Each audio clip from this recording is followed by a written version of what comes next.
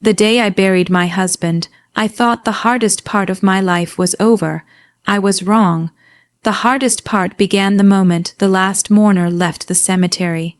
My name is Evelyn, and for the last 12 years I had been married to Michael, a kind, hard-working man whose laugh could brighten the darkest room.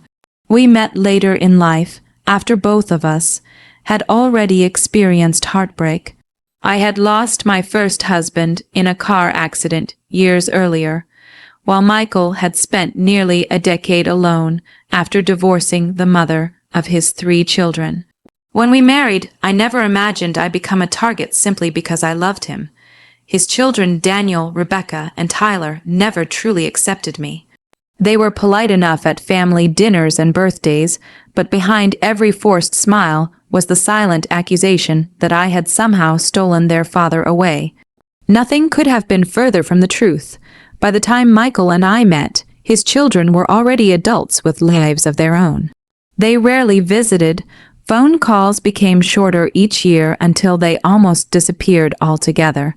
Holidays were filled with excuses about work, vacations, or the children's soccer games. Meanwhile, I was there every single day. When Michael was diagnosed with heart failure 4 years ago, our lives changed overnight. Doctor appointments replaced weekend trips. Pill organizers replaced dinner reservations. Hospital rooms became more familiar than movie theaters. I watched the strongest man I had ever known struggle to climb a flight of stairs. I learned how to monitor his medications, check his blood pressure, and recognize the warning signs before another emergency trip to the hospital. Some nights I stayed awake in a chair beside his bed, just to make sure he was still breathing. I never complained. Love isn't measured by the easy days. It's measured by the difficult ones. His children visited only when someone else reminded them. They posted cheerful family photos online with captions about cherishing loved ones, but somehow never found time to spend an afternoon with the man who had raised them. Michael never spoke badly about them. They're busy. He'd always say with a tired smile, I knew he was protecting them. But I also knew he cried after they canceled visits. The final 6 months were the hardest. Hospice nurses came almost daily. Michael became weaker, quieter, and thinner. Yet even then, he reached for my hand every morning. You've given me more love than I ever deserved, he whispered one evening. I kissed his forehead. You gave me a reason to believe in happiness again. Those were the last full sentences we ever shared. 3 days later, he slipped away peacefully while I held his hand. At the funeral, hundreds of people came. Former coworkers, neighbors, church friends, old fishing buddies. Every single person spoke about Michael's generosity and kindness. His children stood together in the front row, dressed in expensive black clothing, accepting sympathy with solemn expressions. To anyone watching, they looked like a close family grieving together. Only I knew the truth. Not one of them had spent a full hour with their father during his final month. When the service ended, I remained beside the fresh grave long after everyone else walked away. I'm going to miss you, I whispered through tears. A gentle breeze moved through the trees as if carrying away my words. Finally, I drove home to the house Michael and I had shared. Every room held a memory. His reading glasses still rested beside his favorite chair. His coffee mug sat beside the kitchen sink. His sweater still hung behind the bedroom door. The silence was unbearable. I had barely taken off my shoes when I heard the front door open. Daniel entered first without knocking. Rebecca followed, then Tyler. None of them looked at me with sympathy. Their faces were cold, businesslike. Daniel folded his arms across his chest. We need to talk. I nodded weakly. I know this is difficult for all of us. No, Rebecca interrupted sharply. Let's not pretend we're one big happy family. Her words hit harder than I expected. Tyler walked into the living room, looking around as though he were inspecting a house before buying it. This place is worth a fortune." I stared at him in disbelief. Their father had been buried less than 3 hours ago. Daniel pulled a folder from beneath his arm and placed it on the dining table. His voice was calm, too calm. "We've already spoken with our attorney." I blinked. "Your attorney?" "Yes." Rebecca crossed her arms. "We want every dollar." Daniel continued without hesitation. "Every property." Tyler finished the sentence. "Every asset Dad owned." For a moment, I honestly believed I had misunderstood. "What?" Rebecca's expression hardened. "You heard us." Daniel leaned forward, his eyes fixed on mine. "You were only married to him for 12 years. We're his real family," Tyler added. "This house belongs to us." Rebecca pointed toward the staircase. "You have 1 week to pack your things and leave." The room spun around me. I had cared for their father every single day. I had held his hand as he took his final breath. And less than 24 hours after losing the love of my life, the people he loved most had come to take everything from me. Tears filled my eyes, but I refused to let them fall in front of them. Instead, I remembered Michael's final words spoken just days before he died. He had squeezed my hand with surprising strength and smiled. "No matter what happens after I'm gone." He had whispered, "Trust me, everything will make sense." Looking at the cold faces standing in my living room, I clung to those words with all the strength I had left. Because somehow I knew Michael had seen this day coming. I barely slept that night. The silence inside the house felt different now. It was no longer the quiet left behind after losing the love of my life. It had become the silence of waiting, waiting for another knock at the door, another cruel demand, another reminder that Michael was gone. Every room still carried his presence. His favorite recliner faced the fireplace exactly where he had left it. The unfinished crossword puzzle rested on the coffee table beside a pair of reading glasses. Even his faded blue cardigan still hung behind the bedroom door, carrying the faint scent of his cologne. I wrapped my arms around it and cried until sunrise. At exactly 8 o'clock, my phone rang. It was Daniel. "We'll be there in an hour," he said coldly. "For what?" "To start making an inventory." Before I could answer, he hung up. An inventory, the word made my stomach twist to them. Michael's life had already been reduced to numbers on paper. An hour later, all 3 of his children walked into the house carrying notebooks, folders, and cardboard boxes. They didn't ask how I was doing.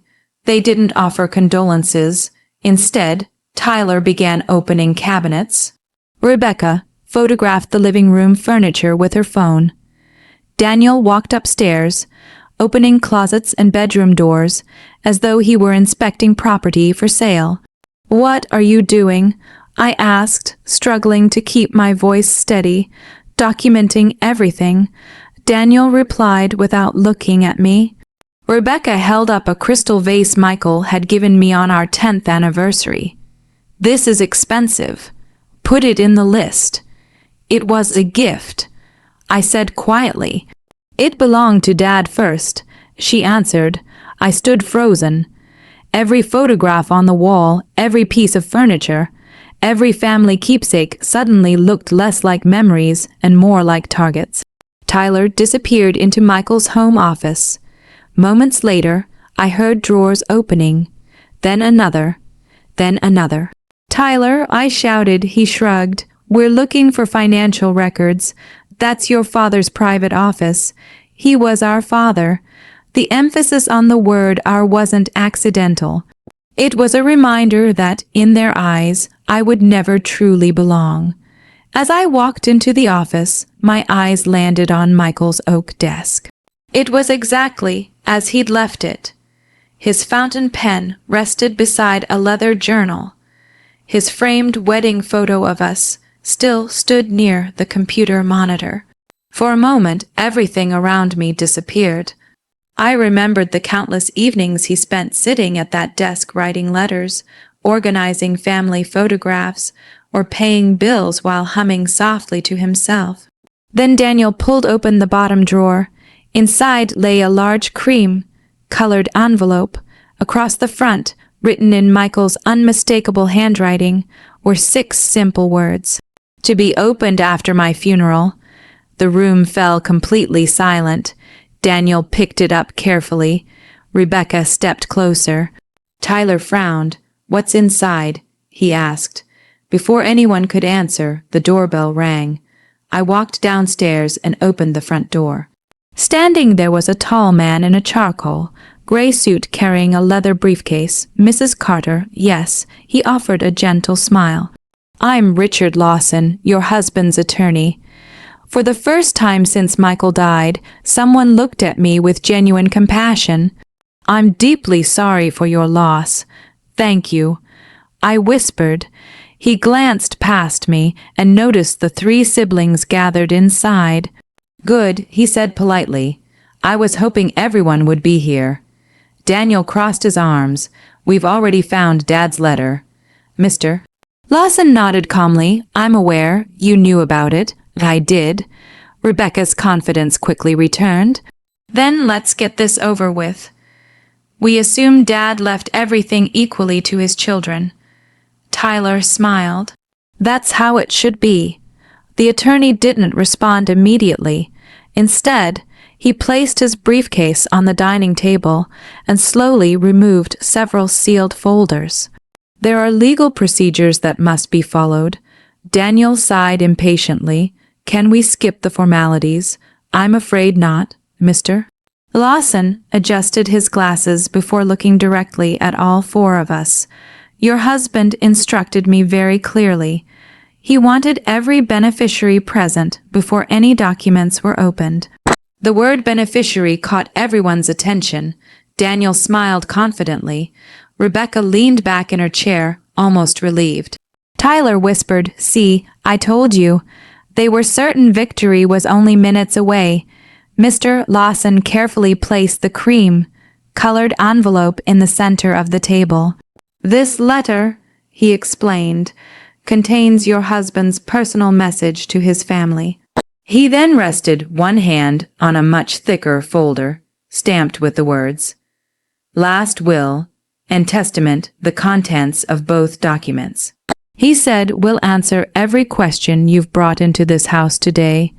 Rebecca folded her arms. "I hope Dad wasn't manipulated." Mr. Lawson looked directly into her eyes. "I've practiced estate law for over 30 years. Your father made every decision personally. No one pressured him. No one influenced him. He was completely of sound mind." A heavy silence settled over the room. Then the attorney said something none of us expected. "In fact, your husband revised his estate plan 3 separate times." Daniel's confident smile disappeared. 3 times, yes. And each revision made his intentions even clearer. I felt my heartbeat quicken. Michael had never told me he changed anything. Not once. Mr. Lawson rested his hand on the envelope again. He also left very specific instructions. "What you're about to hear may be difficult. It may even change the way each of you remembers him." Daniel swallowed hard. Rebecca stared silently at the table. Tyler stopped fidgeting for the first time all morning. Mr. Lawson slowly broke the seal on the envelope. He unfolded the handwritten pages, cleared his throat, and began reading the first sentence.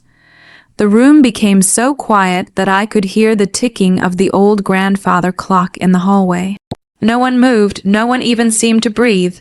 Mr. Lawson adjusted the pages in his hands and continued reading Michael's letter.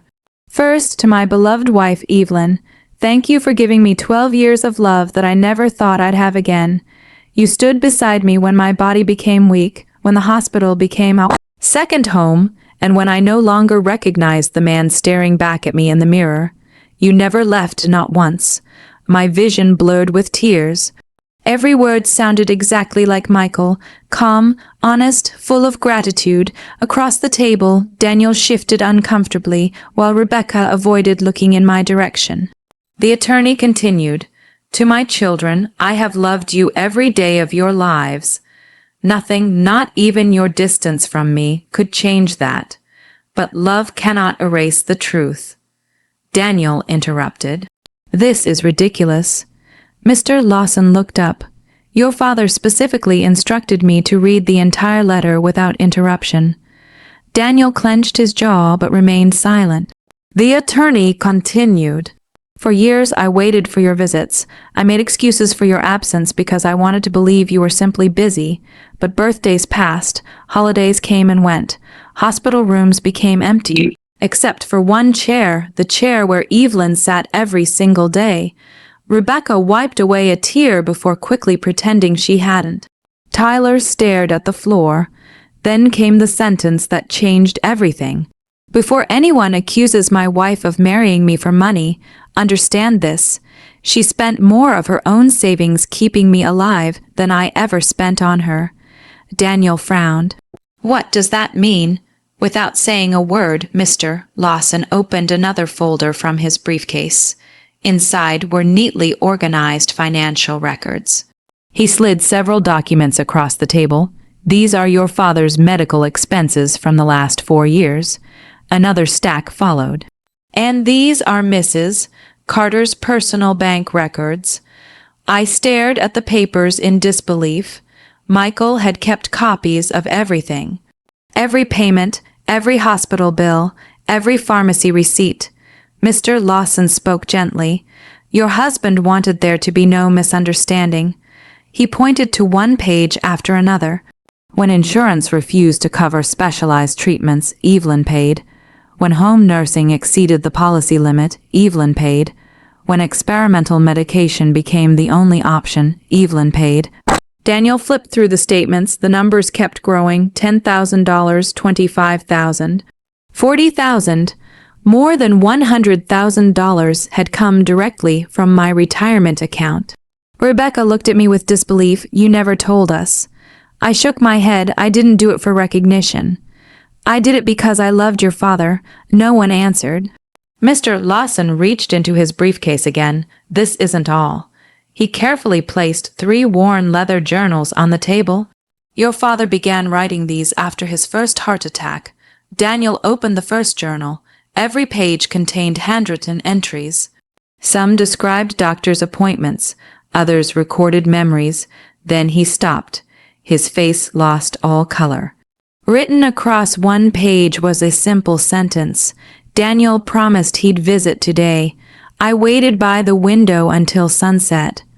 Another page. "Rebecca canceled Christmas dinner. Evelyn cooked anyway so I wouldn't feel alone." Another. "Tyler said he'd call after work. Maybe tomorrow." The room filled with unbearable silence. Rebecca covered her mouth. Tyler closed the journal without another word. Then Mr. Lawson reached for one final item, a small flash drive. "Your husband recorded several videos during the final months of his life." He connected it to the television in the living room. The screen flickered. Then Michael appeared. He looked thinner than I remembered, but his smile was unmistakable. "If you're watching this," he said softly, "then I'm no longer with you." He paused to catch his breath. "I don't want my family fighting." His eyes turned toward the camera. "Evelyn loved me when I had nothing left to offer except my company." He smiled. "She isn't my wife because she wanted my money. She's my wife because she held my hand when I was afraid to die." I couldn't stop crying. Even Daniel's eyes filled with tears. Michael continued, "My children, I forgive you. I know life became busy, but being busy doesn't erase loneliness." He took a slow breath. "So I made a decision. I placed nearly everything I own into a protected family trust." Daniel sat upright. "What?" Mr. Lawson nodded. "That is correct." Michael's voice continued from the television. "My children will each receive an inheritance." Hope briefly returned to their faces. "Only after meeting one condition." Everyone stared at the screen. You must first complete 1 full year of volunteer service at the Caregiver Foundation Evelyn plans to build. And before receiving a single dollar, you must sincerely apologize to the woman who never abandoned me. The video ended. No music, no dramatic farewell, only silence. Daniel slowly lowered his head into his hands. Rebecca cried openly for the first time. Tyler stared at the blank television screen, unable to speak. No lawsuit, no angry accusation, no demand for every dollar, every property, every asset could erase the truth they had just witnessed. Their father had seen everything. He had remembered everything. And with quiet wisdom instead of anger, he had left behind a final lesson. The greatest inheritance was never money. It was the chance to become the kind of people he had always hoped they would be. Whether they accepted that gift or lost everything because of their pride was now entirely up to them. For several minutes after the video ended, no one spoke. The only sound in the room was the soft ticking of the grandfather clock Michael had inherited from his own father decades earlier. Daniel was the first to stand. His face was red with embarrassment and anger. "This isn't fair," he muttered. "He manipulated us." Mr. Lawson calmly folded his hands. "Your father legally created the trust nearly 2 years ago. Every document was witnessed, notarized, and reviewed by 2 independent attorneys. There is nothing improper about it." Rebecca looked at the attorney with tears streaming down her face. "So she owns the house?" Mr. Lawson nodded. "Yes, the house, the investment accounts, and the majority of Mr. Carter's personal estate were placed into the trust with Mrs. Evelyn Carter as its lifetime trustee." Tyler slammed his hand against the dining table. "This is unbelievable." "No," Mr. Lawson replied firmly. "What is unbelievable is that your father waited by the window for visits that never came." The room fell silent once again. Without another word, Daniel grabbed his jacket. "Let's go." The 3 siblings walked out of the house without saying goodbye. As the front door closed behind them, I finally let myself breathe. For the first time since Michael's death, I didn't feel afraid. I felt protected. Even after he was gone, he had found a way to take care of me. The weeks that followed were anything but peaceful. Daniel filed a lawsuit, claiming I had manipulated Michael into changing his will. Rebecca insisted their father had been mentally confused during his final years. Tyler demanded access to every financial record he had ever signed. I attended depositions, answered painful questions, and relived the final years of Michael's illness over and over again. But every accusation collapsed beneath the weight of the truth. Doctors testified that Michael's mind had remained remarkably sharp until the very end. His nurses described how lovingly we cared for one another. Neighbors recalled seeing me help him into the car for treatments, grocery shopping, and evening walks. Church friends spoke about the prayers we shared every Sunday.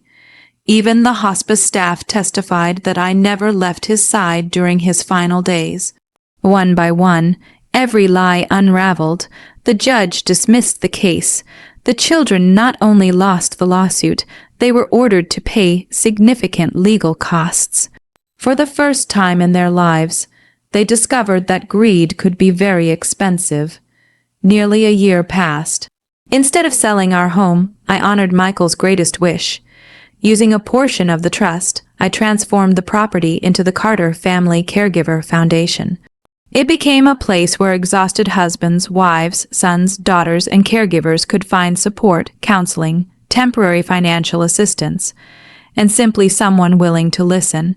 Every room that once echoed with illness slowly filled with hope. The guest bedroom became a counseling office. Michael's study became a small library filled with books for caregivers. Our beautiful backyard garden became a peaceful place where families could sit together during difficult times. Above the front entrance hung a simple wooden plaque. Love is measured by the sacrifices we make for one another. Michael had said those words hundreds of times. Now everyone who entered would remember them. The foundation also created scholarships for nursing students and annual grants for families struggling to afford long-term medical care. Each act of kindness felt like another chapter in Michael's legacy. Almost 18 months after the funeral, there was another knock at my front door. When I opened it, Daniel, Rebecca, and Tyler stood together. But they were different. Gone were the expensive suits and confident smiles. Life had humbled them. Daniel looked older. Rebecca's eyes were swollen from crying. Tyler couldn't even meet my gaze. For several long moments, none of them spoke. Finally, Daniel broke the silence. "We're sorry." The words were barely above a whisper.